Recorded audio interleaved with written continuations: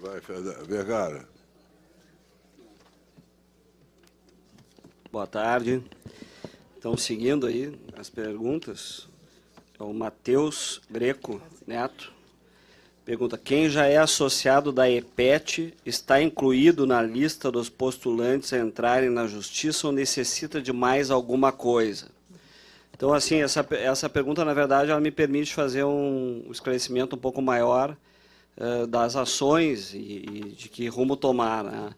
Na verdade, nós vamos ter aí dois rumos de ações, que são as ações que a gente pode chamar de institucionais, que são as ações que vão ser movidas coletivamente, em nome das associações e da federação. E aí eu posso aqui falar como advogado da FENASP e das associações a ela vinculadas, e nesse caso a EPET está incluída. Então, quando a associação entra com uma ação em nome de seus associados, todo o quadro de associados é beneficiado, né? O que nós temos feito é provocar assembleias autorizando o ajuizamento dessas ações.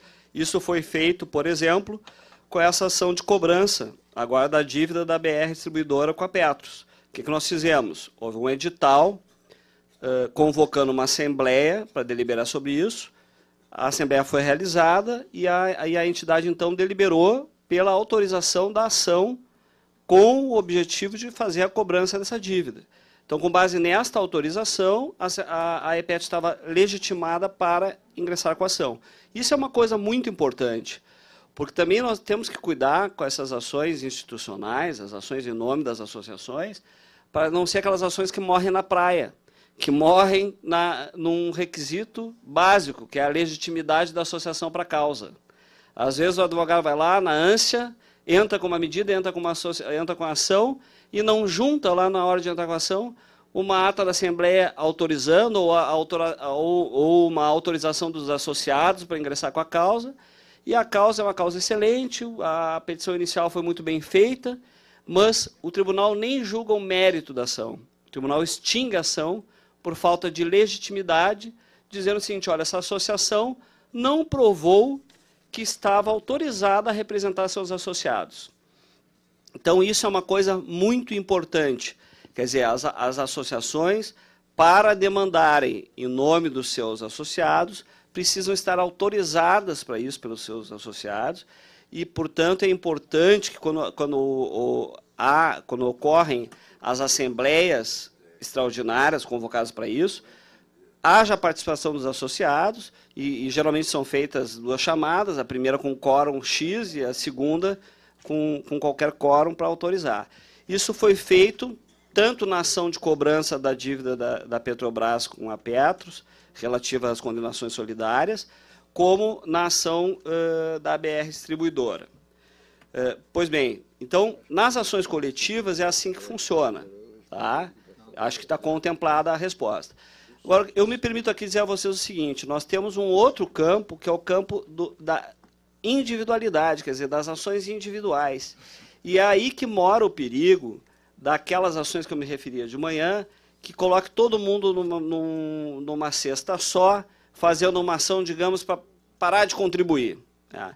Isso é uma coisa muito perigosa. Por quê? Porque nós temos situações dentro da Petros totalmente diferentes. Há uma pleiade de categorias de participantes na Petros. E isso é um fato que eu denunciei, por exemplo, no processo administrativo da separação de massas.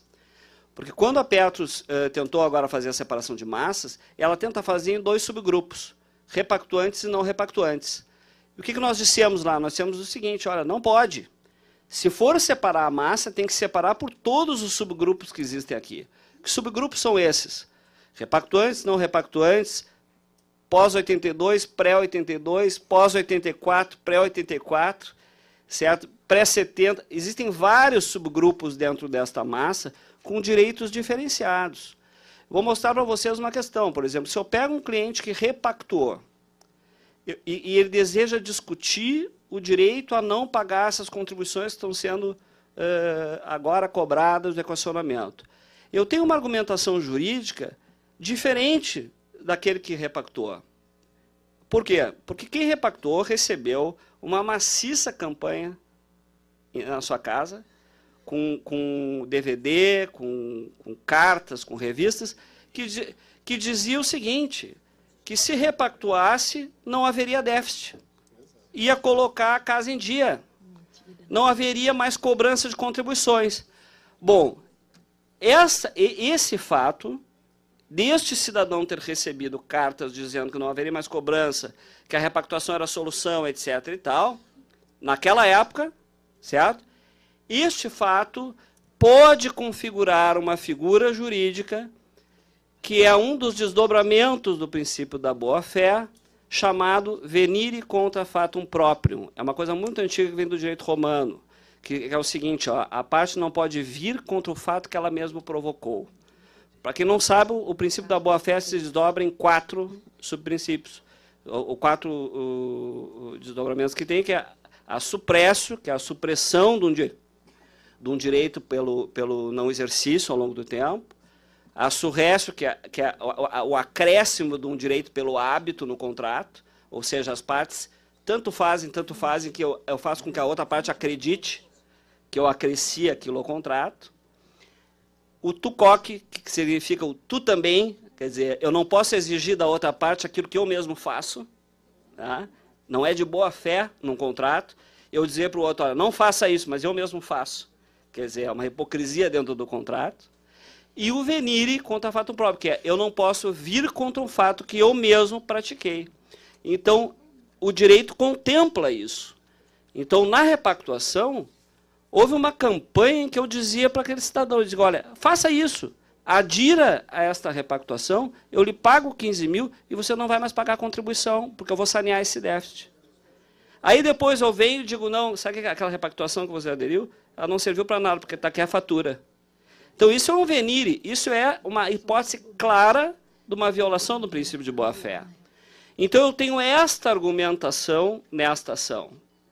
Esta mesma argumentação eu não vou usar num outro caso. Por exemplo, se eu pegar o caso do pós-82, eu vou fazer uma outra argumentação diferenciada. Eu vou dizer, olha, eu sou um cidadão que entrei depois de 82, eu estou tentando, através da minha associação, a PAP, ou da minha associação a EPET, estou tentando botar dinheiro neste fundo há anos.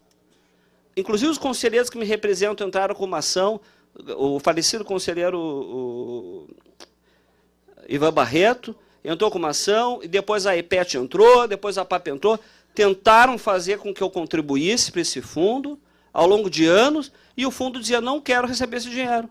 Não quero receber. E agora o fundo vem num comportamento contraditório e me diz, sabe aquele dinheiro que eu não aceitei que você botasse? Agora eu quero lhe cobrar. Vê? É uma outra abordagem. Agora eu pego um cliente que é um não repactuado. Bom, eu não repactuei porque eu entendi que eu tinha direito adquirido ao artigo 41 do regulamento, que determinava que toda vez que o salário do pessoal da ativa fosse aumentado, deveria haver o aumento dos meus proventos.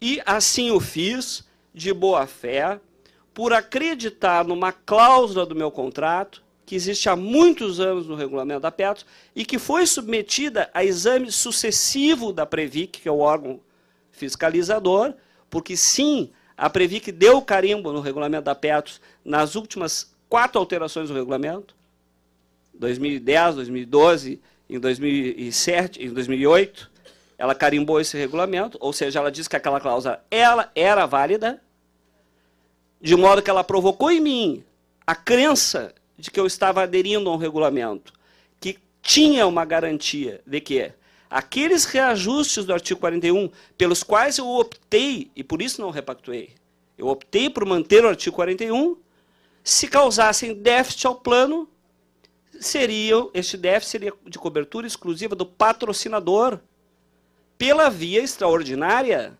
E é por isso que a lei complementar fala em paridade das contribuições normais. Se a lei diz que são paritárias as contribuições normais, e a lei não dispõe em branco, né, a lei só fala aquilo que ela precisa dizer. Se a lei diz que são paritárias as normais, é porque as anormais não precisam ser. Então, as extraordinárias não precisam ser. Então, o regulamento da Petros, ao prever no artigo 48, inciso 9º, que se causar déficit ao artigo 41, é a patrocinadora que tem que aportar, ele está prevendo o quê? Uma possibilidade de contribuição extraordinária para a cobertura daquele déficit específico. Então, eu estou tentando mostrar para vocês que existe uma pleia de situações jurídicas dentro do plano que tem que ser tratada assim, tem que ser tratada com este cuidado. Eu não posso tratar todo mundo como se todo mundo fosse a mesma coisa, porque não é. Certo? Existem características de direitos muito peculiares dentro do plano. Então, o que eu posso dizer para vocês? Uma coisa é o plano institucional e outra coisa é a defesa que eu vou fazer do meu direito individual no momento oportuno. Que momento oportuno é esse? É o momento em que a efetiva cobrança ocorrer. Tá? E é importante também dizer para vocês, agora só pegando o gancho da parte da manhã, do imposto de renda, do ICS, eu havia dito que existe toda uma legislação no sentido da proteção ao participante. E este equacionamento, na forma como está posto, ele faz a opção mais gravosa ao participante. Ele não faz a opção protetiva do participante. Porque, vejam bem, se houvesse... o equacionamento do déficit pode ser feito com redução de benefício, por exemplo. Como ele é temporário, eu posso optar por reduzir os benefícios temporariamente e amanhã, depois o plano está saneado, eu aumento o benefício de novo. Se eu reduzir o benefício, esse pessoal não vai pagar imposto de renda sobre isso, diminui a alíquota. Né? Então, veja bem, é a opção mais gravosa. E, além de tudo, é uma opção que tem um alto potencial gerador de demandas contra o plano. Só sem querer fazer terrorismo, existem casos já julgados de outros planos. Eu tenho um acordo que eu trouxe comigo do Tribunal de Minas, de pessoas que entraram com ações, casos de participantes que tinham empréstimos na fundação. Empréstimos consignados, sofriam descontos de empréstimos consignados e são surpreendidos com uma contribuição extraordinária de déficit. E esta contribuição extraordinária de déficit, somada ao empréstimo consignado, ultrapassou a margem consignável de 30% que a lei estabelece para desconto mensal do aposentado. O que fez o tribunal? Mandou limitar aos 30%. Então, é uma ação individual que o sujeito entrou dizendo o seguinte, olha, eu não posso ter um desconto maior que 30%. A lei proíbe isso. E aí, o que acontece? Já cria uma situação diferenciada de um participante nesse equacionamento, já furou o equacionamento. Já furou. De modo que eu só estou querendo dizer aqui, né, sem entrar em questão, que existem N questões a serem discutidas no plano individual. Então, quando me faz a pergunta assim, ó, quem é associado à EPET já está contemplado na ação da EPET? Sim, os associados da EPET estão contemplados naquelas ações em que a EPET ajuiza, e ela ajuiza mediante assembleias que a autorizam a fazer isso e ela é legitimada a isso, mas essas ações coletivas não excluem a possibilidade da discussão de cada um dentro da sua característica pessoal. Tá? Aí a outra pergunta, vou tentar ser rápido aqui, porque senão eu vou... Aqui diz a pessoa não tem a identificação. Aqui diz, no caso de entrar com uma ação para assustar o pagamento de contribuições, se houver o deferimento de uma tutela antecipada e depois essa tutela é revertida, pode haver pagamento acumulado das contribuições? Sim, pode ocorrer, existe esse risco. Por isso que eu não sou favorável a simplesmente entrar com uma ação para parar de pagar as contribuições. Eu acho que a ação que tem que ser ajuizada, e eu sempre digo isso quando eu falo com meus clientes, é uma ação de suspensão da eficácia dessa cobrança enquanto este déficit não for apurado como deveria ser. Ou seja, apurada a real dívida da Petros e tudo mais. Claro que o cliente pode optar por fazer uma consignação dessas contribuições em juízo, né, para evitar essa surpresa de amanhã depois ter uma reversão de uma tutela antecipada e tem que pagar um valor acumulado de contribuições. Mas isso aí são questões, eu acho, que tem que ser analisadas sempre numa relação cliente-advogado, que foge um pouco da generalidade da nossa reunião aqui. A outra pergunta diz o seguinte: quem não repactou tem que pagar o equacionamento? Acho que essa pergunta já está contemplada no que eu disse. Claro que tem, todo mundo que faz parte do plano tem essa obrigação, porque o plano é mutualista, aquilo que eu falei, é uma poupança mútua. Então, tanto quem repactuou como quem não repactuou. Há também a pergunta de por que a Petros se esforçou tanto em levar para a Justiça do Trabalho, tirar da Justiça do Trabalho e mudar a competência para o STJ. Bom, aqui é claro, né, na Justiça do Trabalho, essa matéria de previdência complementar era interpretada à luz do direito do trabalho. Né? E o direito do trabalho, todo o ramo do direito se estrutura em cima de um princípio. E o princípio que informa o direito do trabalho é o princípio da tutela, da proteção do trabalhador. Então, tudo que se interpreta no direito do trabalho vai ser um desdobramento desse princípio. E um dos princípios, subprincípios que decorre do princípio da tutela é o da condição mais benéfica. O que eu quero dizer com isso? É que, uma vez estabelecido no contrato uma determinada condição contratual, eu só posso modificar para melhorar a vida do trabalhador, nunca para prejudicar, para alterar. Então, dentro desta ótica, havia muito sucesso nas demandas, porque quando a gente entrava com a ação na Justiça do Trabalho, o tribunal era obrigado sempre a optar pela norma regulamentar mais favorável. Então, na hora de calcular o benefício, se optava pelo regulamento mais favorável ao trabalhador. Na hora de calcular os reajustes, se aplicava como desdobramento do princípio da tutela um subprincípio chamado princípio da primazia da realidade, que é o princípio que diz que prevalece o fato sobre a forma, ou seja, o que está no plano dos fatos é que interessa. Então, se a gente conseguisse provar que aqueles níveis salariais, na verdade, eram um mero reajuste salarial, concedido ao pessoal da ativa, o juiz do trabalho dizia, olha, no plano da verdade dos fatos, isso aqui não é nível coisa nenhuma, isso aqui é um reajuste. E concedia o aposentado. Então, dentro desta ótica, nós tínhamos um sucesso praticamente absoluto na Justiça do Trabalho. Quando esses processos foram deslocados para a Justiça Civil, para a Justiça Comum, logo que chegaram, nós ainda tivemos uma visão mais esperançosa, porque a Justiça Comum ainda aplicava o Código de Defesa do Consumidor, que tinha os mesmos princípios do direito do trabalho.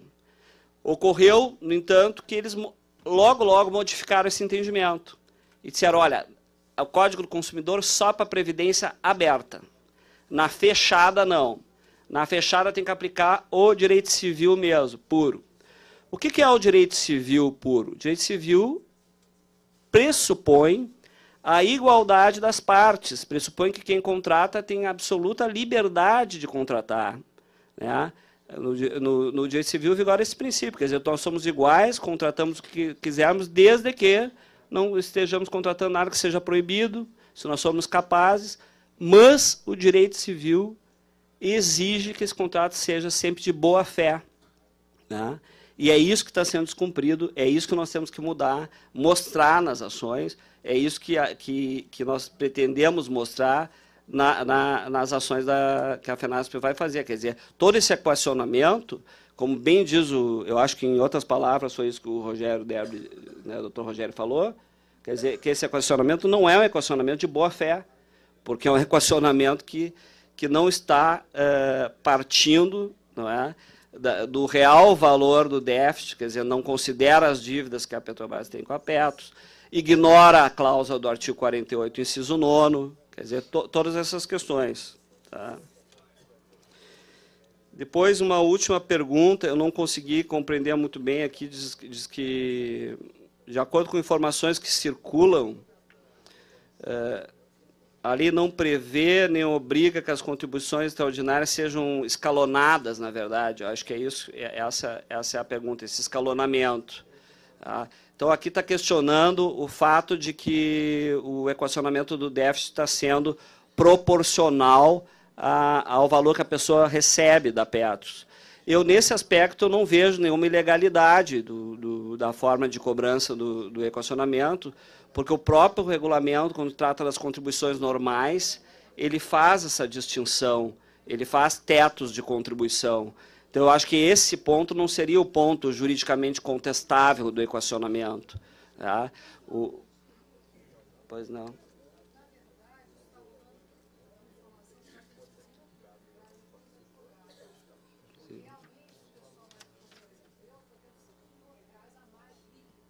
Uhum.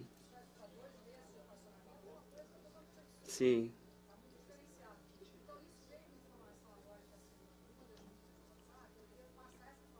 Sim. Aham, sim. Sim. Então, eu acho muito interessante isso que a senhora está trazendo. Para mim, é um assunto que eu tenho que estudar. E direito é isso, a gente é estudo, né? Não existe direito sem estudo, a gente tem que fazer uma pesquisa sobre isso. Não, o que ela questiona é o seguinte, que haveria uma ilegalidade nessa forma de cobrança das contribuições proporcional ao ganho, porque no equacionamento, quem paga mais, quem ganha mais vai pagar mais, quem paga menos vai pagar menos. Então, o questionamento é assim, se isso não seria ilegal. Eu, aparentemente, pelo que eu conheço e pelo que conheço do regulamento da entidade, não vi nenhuma ilegalidade nisso, porque o próprio regulamento da Petros ele já prevê contribuições diferenciadas pelas faixas de contribuição. Mas eu teria que estudar isso mais a fundo. Né?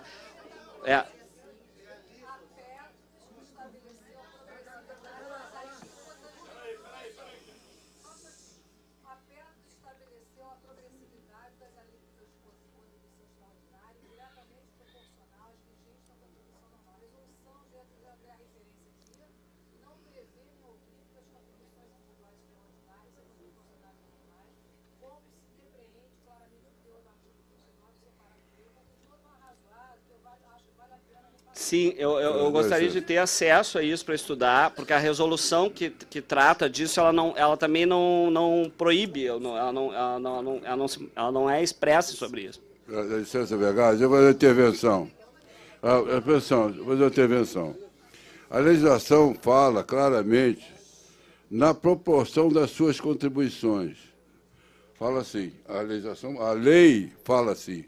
A lei diz que tem que ser pago pelos participantes, pela patrocinadora, pelos assistidos, na proporção das suas contribuições.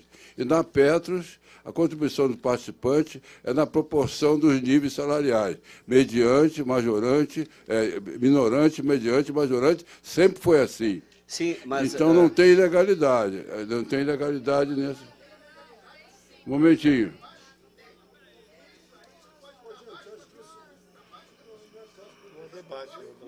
Não, espera um instantinho.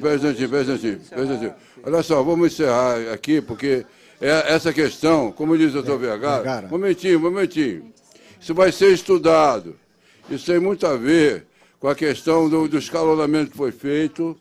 O escalonamento entre quem paga mais, paga menos, isso está dentro da legalidade. O que está acontecendo é que no imposto de renda tem um desconto padrão, o que nivela, faz com que esse escalonamento não seja tão progressivo, não seja tão onerado. Por exemplo, no caso do questionamento que foi proposto, quem ganha 5 mil, se passar um pouco mais de salário, vai pagar 5 mil, 2 mil vai pagar 5 mil, porque passar R$200 do benefício vai pagar muito mais. Esse é o problema.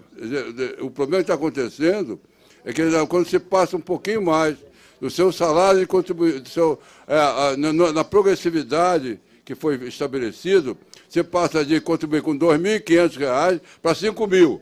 embora a diferença que você tenha é de R$200 ou R$100 entre um patamar e o outro. Essa questão é que eu acho que vai ter que ser realmente bastante discutida. Brandão, eu só penso o seguinte, que essa questão é uma questão bem importante que ela está trazendo, e eu conheço a norma que foi trazida, eu conheço a norma que foi trazida aqui, que fala da paridade das contribuições, e também existe divergência de interpretação dessa norma, porque também há quem interprete que a paridade de contribuições é entre patrocinador e participante, quer dizer, quando a lei diz assim, na proporção de suas contribuições, proporção entre participante e patrocinador, e não proporção entre participantes entre si. Então, isso é uma questão que também pode ser discutida, de modo que eu acredito o seguinte, que seria interessante nós pegarmos esse material, fazermos um estudo aprofundado, eu me comprometo a fazer isso, né, porque não existe, de forma alguma, a pretensão de fechar conhecimento aqui, muito pelo contrário. A ideia desse debate é abrir e conhecer mais. Brandão.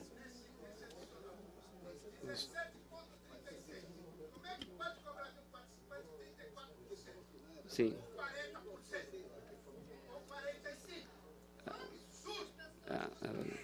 Não é só isso, não. O absurdo é total. Posso? Não é só isso, o absurdo é total. Débora, você quer falar, Débora? Quero. Então fala. Queria. Deixa o Débora quer falar sobre esse assunto. Agora, quero adiantar o seguinte, gente. Todas as contribuições aqui são válidas. Ninguém aqui é chato, ninguém é insistente, que não tem um motivo para isso. Então, eu gostaríamos do seguinte, tudo aquilo que não for falado agora, mande e-mail para a gente, mande o que quiser, que nós precisamos de colaboração. Quanto mais colaboração tiver para os advogados estudarem, melhor. Não tem nenhuma contribuição que é negativa, não. Nem ninguém é chato, nem perturbador. Todo mundo tem o direito de falar e todo mundo tem o direito de botar os seus pontos de vista para a gente poder responder. É isso. Que fique bem claro que, em momento algum, eu estou defendendo esse equacionamento. Desde o início ao fim da minha palestra, eu disse que esse equacionamento é inconstitucional. Tá? Em momento algum, eu acho que o senhor não assistiu a minha palestra na parte da manhã. Então, assim, desde o início, eu disse, volto a dizer, que a forma como esse equacionamento está sendo feito é inconstitucional. Agora, não posso afirmar aqui, sem fazer o estudo dessa resolução que ela traz, algo que eu não examinei, seria uma desonestidade intelectual da minha parte. Então, é isso. Rogério, fala aí, Rogério. Pessoal, o Brandão, só para... Às vezes o pessoal fica meio apreensivo e meio afoito. Primeiro, nós estamos todo mundo do mesmo lado aqui. Com certeza. Esse é o ponto primordial. Vamos ter aqui algumas conclusões diversas, mas faz parte. Sites para vocês acessarem. Tem um site da Federação Nacional dos Petroleiros. Você põe lá FNP, Federação Nacional dos Petroleiros, vai aparecer. Tem o da EPET. Tem o da PAP. Só pôr no Google. A EPET, vai aparecer lá. Associação de Engenheiros da Petrobras. Da FENASP. Você põe, vai aparecer lá. Vai ter do GDPAP tem um site também, né? GDPAP tem um site. Todos esses, a gente vai encaminhar para os... Se for técnico, a gente caminha para os conselheiros sobre equacionamento. Se for técnico da seara jurídica, nós vamos encaminhar para o corpo de advogados responder. Importante, vocês deixarem o contato para ser respondido. Outra coisa, pessoal, temos grupo de WhatsApp, né? Eu não sei como é que funciona aqui no Rio de Janeiro, lá no LP a gente tem um curso de inclusão digital, mas é onde você consegue a resposta rápida, que são os WhatsApp. Todo site, você pegar na federação, tem os contatos lá dos diretores. E lá também você fala, olha, eu quero fazer parte de um grupo de WhatsApp, a gente tem um grupo da Petros. Tudo isso é importante para a gente cada vez mais estar fazendo o alinhamento. Tem bastante pergunta dispersa, mas a gente quer fazer um alinhamento para lá na frente, pessoal, na hora que a gente convocar, a gente ir lá e travar aquela entrada até de presidente da Petrobras dentro da sede dele. Só vai trabalhar se nós deixarmos. Rogério, para falar para o Rogério Débora. Gente,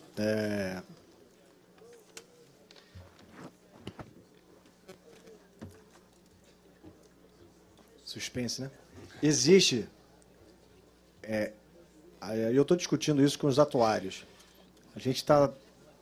Existe um problema na forma de